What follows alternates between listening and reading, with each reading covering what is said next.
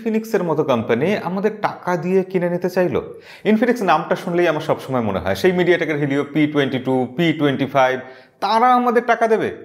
ইনফিনিক্সের নাম শুনলে আপনার কি মনে পড়ে অবশ্যই কমেন্টে লিখে জানান, দেখি আপনার সাথে আমার মতের মেলে কিনা। কিন্তু মজা করছিলাম, টাকা দেওয়ার ব্যাপারটা অবশ্যই আপনারা বুঝতে পারছেন। কিন্তু ইনফিনিক্স কোম্পানি বরাবর আমরা দেখে এসেছি দুর্ধর্ষ স্পেসিফিকেশনস দেয়, কিন্তু ভিতরে মাল মশলা ওই মিডিয়াটেকের হিলিও P22। কিন্তু সেই ইনফিনিক্স এখন বদলে যাচ্ছে। ইনফিনিক্সের তরফ থেকে ইনফিনিক্স হট 11s এই ফোনটা রিলিজ করেছে তারা যে স্পেসিফিকেশনস দিয়ে, সেটা দেখে আমি চমকে গেলাম। এটা কি করে সম্ভব? ইনফিনিক্স এককালে বড় বড় ব্র্যান্ডদের ছোঁয়ার চেষ্টা করতো, এখন স্পেসিফিকেশনস দেখে মনে হচ্ছে ইনফিনিক্স বোধহয় তাদেরকে পেরিয়ে চলে গেল। এটা কি হতে পারে? আজকের ভিডিওতে সবকিছু তদন্ত করে দেখবো, সাথে থাকবেন, শেষ অবধি দেখবেন আর লাইক করে দেবেন। লাইক করতে ভুলে যান কেন? আর লাইক করতে ভুলে গেলে অবশ্যই সাবস্ক্রাইব বাটনটা লাল থেকে কালো করে দিতে ভুলে যাবেন না কিন্তু। যাই হোক, আমরা চলুন ইনফিনিক্স হট 11s নিয়ে ভিডিওতে ঝাঁপিয়ে পড়ি। এবার কিন্তু ইনফিনিক্সের বক্সটা যেরকম দেখতে লাগছে সেখান থেকেই বুঝতে পারছি অ্যাপ্রোচটা আলাদা। বক্সের ডিজাইনটা অনেক ভালো লাগছে, একটা অন্যরকম অ্যাট্রাকটিভ কালার দিয়েছে। বক্সটা খুললে যথারীতি আমরা ইনফিনিক্সের ফোনই পাচ্ছি, বক্সে আর অন্য কিছু পাচ্ছি না, কি আশ্চর্য। তবে বক্সের মধ্যে যথারীতি ইনফিনিক্স যেরকম দেয়, একটা 18 ওয়াটের চার্জার, একটা টাইপ সি কেবল, এছাড়া ইনফিনিক্সের স্ক্রিন প্রোটেক্টর আছে। ইনফিনিক্স এটা অদ্ভুত একটা ব্যাপার করে, তারা স্ক্রিন প্রোটেক্টর লাগিয়ে দেয় না। তবে ইনফিনিক্স বদলাচ্ছে, কি দেখে বুঝলাম, তারা কিন্তু এবার হার্ড কভার দিয়ে দেয়নি। ব্যাক সাইডের যে কেসটা থাকে সেটা কিন্তু এবার টিপিইউ কেস, অর্থাৎ ইনফিনিক্স বদলাচ্ছে। এবার আমরা ফোনটা একবার পরীক্ষা করে দেখি। ফোনটা হাতে নিয়ে দেখছি বেশ বড়সড় ফোন, তবে ওজন 200 গ্রামের মতো, সেক্ষেত্রে খুব ভারী এটাও বলা যাবে না। তবে ফোনের ডিজাইন বরাবরের মতো সেই গরিব গরিব ডিজাইন আর কি। তবে ব্যাক সাইডে কিন্তু পলিকার্বনেট রয়েছে, চারদিকের ফ্রেমটাও পলিকার্বনেট, যেটা আমরা আশা করেছিলাম। কিন্তু আমরা আশা করিনি ব্যাক সাইডে ফিঙ্গারপ্রিন্ট সেন্সার থাকবে, সেটা দিয়েছে।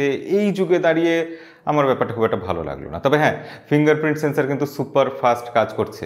এবার আমরা চারদিকটা একবার ঘুরে দেখি আসুন। প্রথমেই আমরা তলার দিকে এসে দেখছি স্পিকার গ্রিল রয়েছে, টাইপ সি পোর্ট রয়েছে এবং 3.5mm জ্যাকের জন্য পোর্ট রয়েছে, একটা মাইক রয়েছে এবং সাইডে রয়েছে সিম ট্রে, যেখানে 3টে কার্ড স্লট রয়েছে, অর্থাৎ ডেডিকেটেড মাইক্রো এসডি কার্ড আপনি ইউজ করতে পারবেন দুটো সিমের সাথে।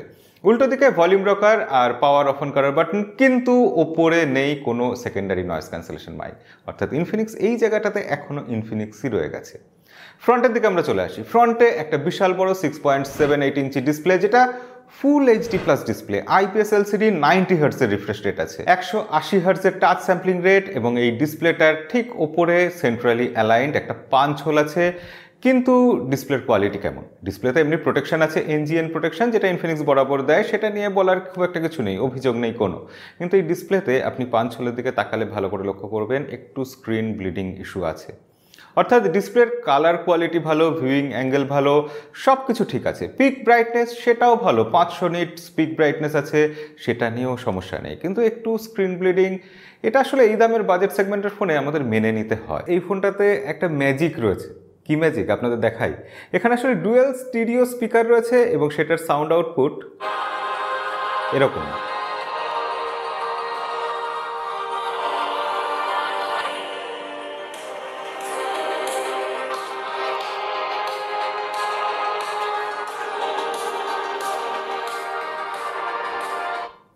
ম্যাজিকটা এটাই যে ডুয়েল স্টিরিও স্পিকার রয়েছে, অথচ সাউন্ড আউটপুট বড্ড যেন কম মনে হচ্ছে না?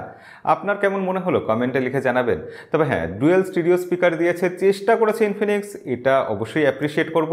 তবে আগামী দিনে আরও লাউড, আরও ভালো সাউন্ড কোয়ালিটি তাদের থেকে আমি আশা করব। ভেতরে আছে 5000 mAh ব্যাটারি, 18 ওয়াটের চার্জার দিয়ে 5000 mAh ব্যাটারি, কম্বিনেশনটা খুব একটা খারাপ নয়। কিন্তু সব থেকে আকর্ষণীয় জায়গা এর প্রসেসর। প্রথমবার দেওয়া হলো মিডিয়াটেকের হিলিও G88 প্রসেসর, যেটা একটা নতুন প্রসেসর বলে মিডিয়াটেক অন্তত মার্কেটিং করছে। ইনফিনিক্সও হয়তো করবে, কিন্তু আমরা জানি এটা আসলে মিডিয়াটেকের হিলিও G85 প্রসেসর। আসলে G85 প্রসেসরের সাথে 2-3টে ফিচার এক্সট্রা যোগ করা হয়েছে, যেমন 64 মেগাপিক্সেল ক্যামেরার সাপোর্ট দেওয়া হয়েছে, যেমন এখানে দেওয়া হয়েছে 90 হার্টজের রিফ্রেশ রেটের সাপোর্ট। তো এইসব দিয়ে একটা নতুন নাম দিয়ে মিডিয়াটেকও মার্কেটিং করে দিল, আমরাও খুশি, ইনফিনিক্সও খুশি। কিন্তু আসল কথা হলো এই 12 ন্যানোমিটারের প্রসেসরটা কেমন কাজ করছে। আমরা গেম প্লের ক্ষেত্রে দেখছি BGMI 60 FPS এ খেলা যাচ্ছে না। 40 FPS অব্দি ম্যাক্সিমাম অর্থাৎ স্মুথ আলট্রা সেটিংয়ে খেলা যাচ্ছে। টুকটাক ফ্রেম ড্রপ, ল্যাগ এগুলো তো হবেই, কিন্তু ঠিক আছে, ডে টু ডে লাইফে ভালোভাবে গেম প্লে করা যাবে, কোনো অসুবিধা নেই, এবং এই প্রসেসরটা গরমও হচ্ছে না। আপনি ঠিক এতটাই অবাক হয়ে যাবেন ব্যাক সাইডে 50 মেগাপিক্সেল স্যামসাং এর সেন্সার দেওয়া ট্রিপল ক্যামেরা সেট আপ আছে শুনলে। স্যামসাং এর সেন্সার, সেটা আবার ইনফিনিক্স দিচ্ছে, ভাবা যায়? তার থেকেও আপনি অবাক হয়ে যাবেন যদি এখানে অ্যাপারচার কত আছে শোনেন। আপনি আইফোনে কত শুনেছিলেন? আইফোনে অ্যাপারচার আছে f1.5, যেটা একটা বিশাল ব্যাপার, ওয়ার্ল্ডে হইচই পড়ে গেছে। সেখানে ইনফিনিক্স f1.6 অ্যাপারচার দিচ্ছে, ভাবা যায়? ইনফিনিক্স তো এবার আইফোনকেও চ্যালেঞ্জ করে বসবে। জোকস অ্যাপার্ট, যারা জানেন না তাদের জন্য বলে রাখি, অ্যাপারচার যত কম হবে একটা স্মার্টফোনের মধ্যে তত বেশি আলো ঢুকবে আর তত ভালো লো লাইট ফটোগ্রাফি হবে। এই যে এখানে 50 মেগাপিক্সেল ক্যামেরাটা আছে, এটা আসলে 12.5 মেগাপিক্সেলকে পিক্সেল বিনিং করে বানানো হয়েছে, যেটা কিন্তু ঠিকঠাক কাজ করেছে আমি বলবো। যখন আলো প্রচুর আছে খুব ভালোই ছবি তুলেছে, পাঞ্চি কালার আছে, কোনো রকম সমস্যা নেই। তবে এজ ডিটেকশন পোর্ট্রেট মোডে আরেকটু বেটার হওয়া উচিত ছিল। লো লাইটে পারফরমেন্স যেরকম হতে পারে এই দামের একটা ফোনে, সেরকমই সেখানে ডিটেলসের একটু অভাব থাকছে। ছবির কোয়ালিটি আরও ভালো আশা করেছিলাম। তবে হ্যাঁ, আপনার ডে টু ডে লাইফে ইউজ করতে কোনো রকম অসুবিধা হবে না। পিকচার কোয়ালিটি এই দামের পক্ষে আমি বলবো বেশ ঠিকঠাক। কিন্তু প্রাইমারি সেন্সার ছাড়া আর যে দুটো ক্যামেরা লেন্স আছে, সেই দুটো ছেলে ভোলানো 2 মেগাপিক্সেলের লেন্স, সেগুলো নিয়ে আলোচনা করে কোনো লাভ নেই। এবার আমরা ফ্রন্টের ক্যামেরাতে চলে আসি। সেখানে 8 মেগাপিক্সেলের একটা সেলফি শুটার রয়েছে, যেটা কিন্তু আমাকে বেশ হতাশ করেছে। ডিটেলস একদমই নেই। লো লাইটে একেবারে স্মুথ স্কিন টোন করে দিচ্ছে, কালার খুব একটা ভালো ম্যানেজ করতে পারছে না, প্রচুর নয়েজ, প্রচুর গেইন আসছে, এবং সব মিলিয়ে সেলফি ক্যামেরা কাজ চলে যাওয়ার মতো খুব একটা আশাবাদী নই এটা নিয়ে আমি। ভিডিও ফটোগ্রাফির ক্ষেত্রে এখানে কোনো ইমেজ স্টেবিলাইজেশন দেয়নি, তবে 4K না, নেই।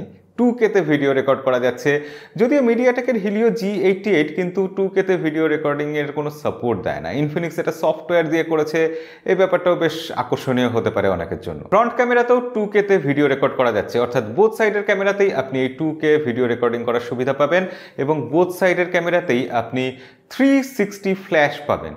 সেটা কি জিনিস? আসলে সামনে এবং পিছনে দুদিকের ফ্ল্যাশ আপনি একসাথে জ্বালিয়ে রাখতে পারবেন। এটা একটা ভালো অভিনব ফিচার।